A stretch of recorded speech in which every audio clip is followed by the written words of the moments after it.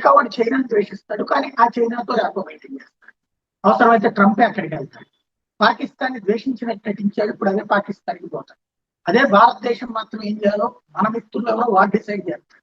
Dubai తో మన interaction Iran కి నచ్చదు, అమెరికాకి నచ్చదు. మనం ఇరాన్ విదేశాంగ మంత్రి అరాక్సీతోనూ నడుస్తాం, దుబాయ్కి సంబంధించినటువంటి అల్సహియాతోనూ నడుస్తాం, అట్లాగే సౌదీ అరేబియాతో నడుస్తాం. మన దేశ ప్రయోజనాలకు ఎవరు ఉపయోగపడతారంటే వాళ్ళు. బట్ అమెరికాకి అట్లా కాదు.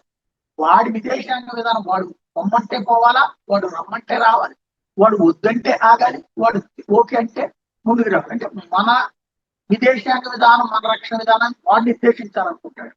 తాజాగా American deputy secretary of state Kurt Campbell భారతదేశం అనుసరిస్తున్న వైఖరి భారతదేశ రిలేషన్షిప్స్ మాకు భారత్ కి అమెరికాకి మధ్య సంబంధాలు చెడగొట్టేలా ఉన్నాయని వాగుతున్నాడు. ఎందుకంటే మన స్నేహాలు వాడికి నచ్చట్లేదు.